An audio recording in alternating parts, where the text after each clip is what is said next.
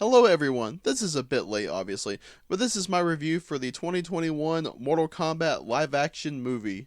Now, to give a bit of background, I've been a Mortal Kombat fan for a long time, probably since I was probably 8 years old, so pretty close to 20 years. I've played all of the games except for that Special Forces spin-off. Super into it, got the movies and some figures, blah blah blah. Big fan. So I was very excited for this movie. I try to keep up with some of the production stuff here and there. Then of course, in February this year, when the trailer came out, it was awesome. I love that trailer. Honestly, it might be one of my favorite movie trailers to ever be released, to be honest. It just really got me hyped. The track used in the trailer, awesome. I downloaded that one, and you guys should check that one out. It's such a good track. I'm a big Sub-Zero fan. He's my favorite character in Mortal Kombat, so seeing him looking awesome in the trailer, I was just like, man, if this is just a trailer, how's he going to be in the movie? And of course, pretty much everything else looked good. I was a bit iffy on the Cole Young character, which is something that we'll get into, but overall, it's pretty hype. Starting off, I'll kind of give you my general thoughts about everything, and then after that, I'll go into more detailed and possibly spoiler-oriented stuff. So, overall, did I enjoy the movie? Yes, I did. For the most part, I liked it. I definitely had my issues with it. It's not a perfect movie, but on the whole, I thought it was pretty solid. Being a fan, there were a lot of things I loved, and there was a lot of things that I didn't really like. So it's kind of iffy in that regard. I try to see it as I do with a lot of live action adaptation stuff and really just various versions of, different properties anyway. I see this as just an alternate take, a different version of a story. It's not meant to be exactly like this thing or that thing. That's how I try to approach a lot of this kind of stuff. But even looking at it like that, there's still some things where I'm like, maybe you guys shouldn't have done that. I won't get into that side of things until the spoilers. Plot was okay. It was basic, but it was okay. It's serviceable for what this is. I thought the cast was pretty good for the most part. There was some spot on casting. Joe Taslim as Sub-Zero, obviously awesome. Josh Lawson as Kano, fantastic. I cannot remember the actor's name off the top of my head, but Kung Lao, pretty much exactly what I envisioned Kung Lao to be. Ludi Lin as Liu Kang, great. Several comparisons have been made with Robin Shou from the first two Mortal Kombat films, and I feel like it's a bit unfair, and honestly, part of me almost kind of prefers Ludi Lin to an extent, just because of the fact that, he seems to me to be a bit more of the video game Liu Kang. And obviously, Hiroyuki Sanada as Scorpion, awesome, perfect. There's a lot of good casting in this. I don't really think anybody is bad or anything. There's some characters that don't get as much to do. On the whole, the cast is pretty good in my opinion. Visual effects are pretty good. There were some times where they looked a little iffy, like Goro, not bad for the lower budget, but still a little But the CGI, blood splatters, I was glad that they were there, because, it's over the top blood like the video games have. There were times where it just looked a little too painted on, I guess you could say. I'm not sure if that's the right way for me to put it. It just looked a little off. The music was pretty good for the most part. The score itself was pretty good. It had some bits here and there from the Mortal Kombat Techno Syndrome theme, which was pretty rad. The track I Am Scorpion is pretty good, and the Bihan Sub-Zero theme is really awesome. A lot of the stuff is pretty basic, I guess you could say, but I enjoyed the score. The new version of Techno Syndrome, I'll be honest, I'm not really a fan of. I think it starts off pretty strong, especially for the first minute and a half, but for me after that it kind of devolves into what I would kind of call the bad side of dubstep, I guess. It's one of those times where I would say the original thing is definitely best, because the original Techno Syndrome is legendary. The fight scenes on the whole are pretty good, although some of the editing in them kind of isn't really all that great. There's two fights specifically in my mind, but on the whole, they're pretty solid. But yeah, I thought this was a fairly good movie on the whole. I know I keep kind of saying similar stuff to that. It's alright. It's not quite what I was hoping for. I was maybe a tad let down from the trailer itself, but I walked out of the theater pretty happy. And I'm excited to see where it all goes from here. I do hope that there's a sequel. This is one of those times where, at least for me, I'm kind of like, okay, the first movie was alright, but y'all have all the potential to improve from here. So hopefully they do that in the next one.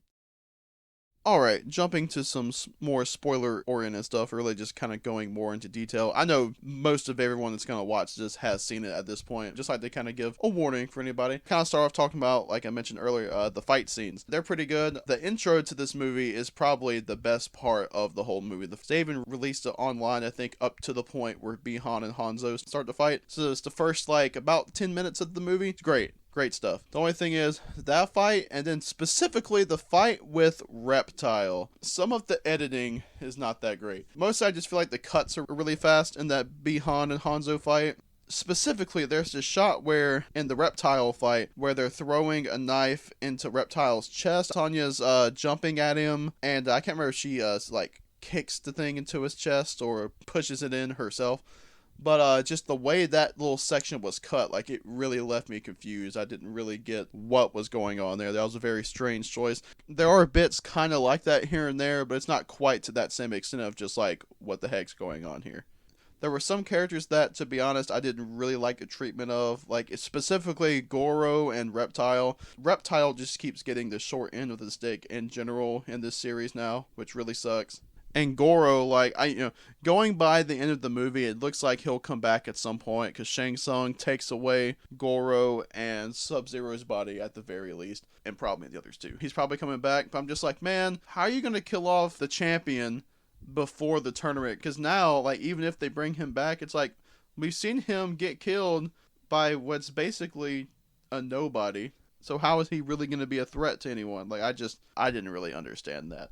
And honestly, Kung Lao, they did him kind of dirty. Because he was great in the movie. Actor's great. He had what might be my personal favorite scene of the entire movie, which is when he kills Natara. His fatality was awesome. There's the fact that you have the great pause and you hear flawless victory. Like, that was awesome.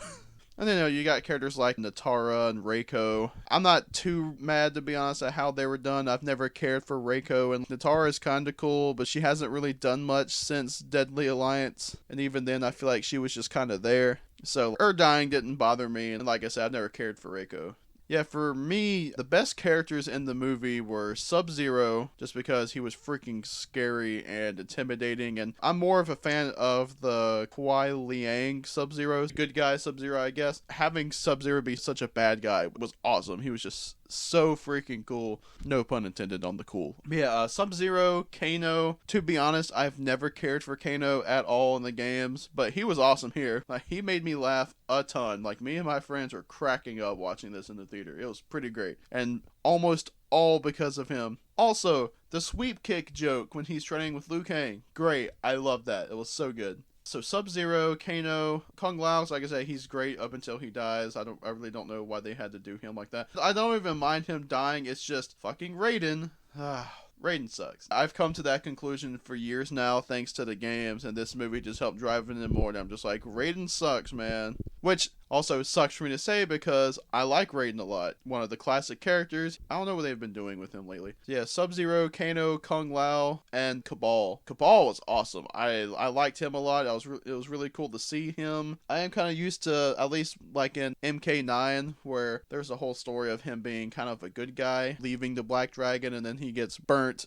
and then he's still a good guy, which is pretty awesome. Now he's just a straight bad guy. I thought he looked pretty good, had some cool scenes, fought Liu Kang. He also had some great lines. He was pretty cool. And Liu Kang, I thought was great. The bicycle kick moment was awesome. His dragon fatality was super cool. Like I said, I thought he was played extremely well. I liked Liu Kang a lot. Shang Tsung for me was just kind of there. He wasn't bad or anything. He was just a little too basic, I guess. I don't know. I wish he could have done a bit more.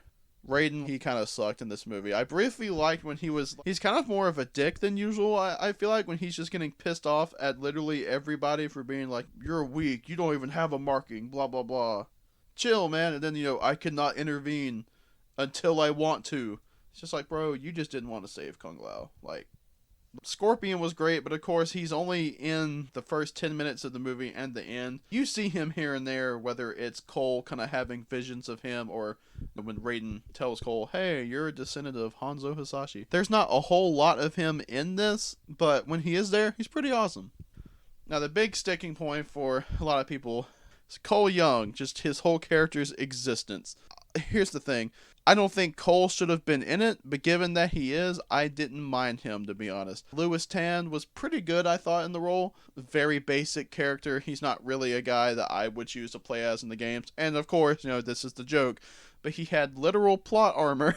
To me, he just comes off too much as a fan-made character of, look, you guys, this is my character in the story, and look, he's related to the cool famous guy. And I've heard plenty of talk about how he should have become Scorpion, and to me, that's even more so that route of like, look, he is the popular guy. Granted, Hanzo could have taken over his body, but I'm just not a fan of that idea.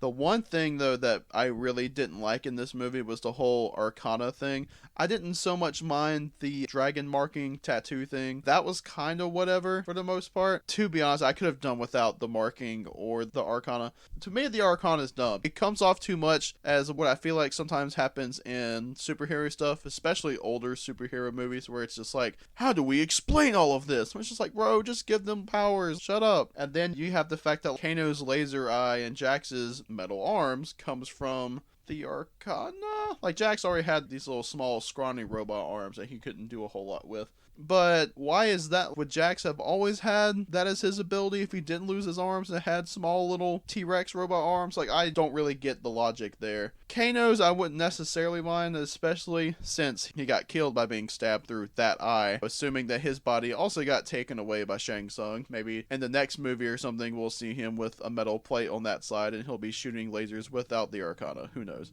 And then Sonya's is also kind of the same thing, where usually in the game she just has these wrist-mounted gun things that shoot out that whatever kind of energy that is. I understand that some of that might just be that technology's too advanced. I'm not really bothered by stuff like that. I just don't think many people would have been put off. I don't know, I just thought it was pretty dumb. And honestly, in like the next movie, I wouldn't mind if they just kind of quietly ignored that and did away with it. I know that might cause some continuity things. Some movies do that where things just don't work out and they're just like, yeah, just kind of forget about it. And I kind of hope they do that here.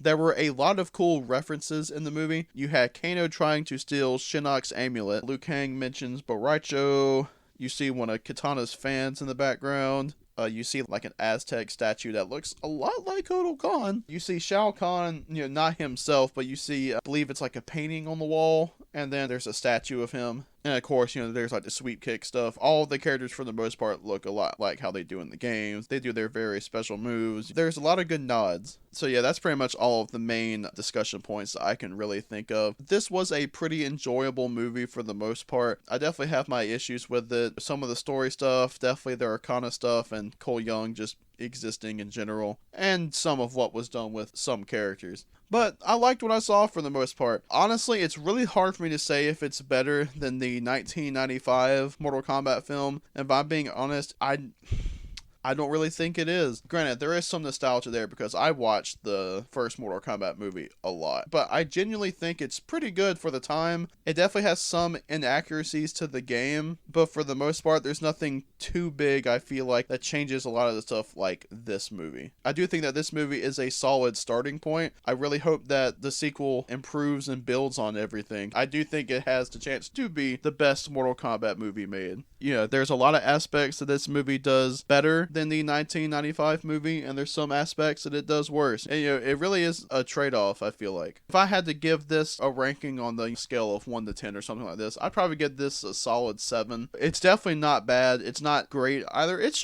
good. It's a decent movie. It's worth a watch, especially if you're a fan. It's just not what I kind of built it up in my head. There is playing with expectations, but even then, it's still pretty solid, I feel like. So yeah, I know there's probably a decent bit of rambling in this, but hey, I hope you guys enjoyed the review. Watch out for more reviews coming soon and discussions. If you can, please leave a like on this video and comment if you would like. I really like interacting with people in the comments. And of course, if you like what you see in here, please maybe give this a subscribe. Thanks. Have a great day.